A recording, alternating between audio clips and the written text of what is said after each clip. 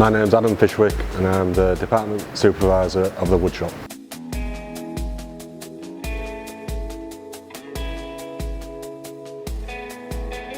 So my most challenging project was Serpentine Pavilion 2017. This was made up of a lot of triangles. There was hundreds of triangles. Each one was different. They all had different angles to them.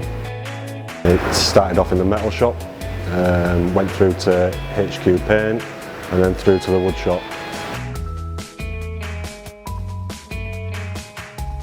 So what we're looking for in the woodshop is good communication skills, as you're going to be working with other departments, traditional joinery skills, adaptability, because you never know what's coming up next.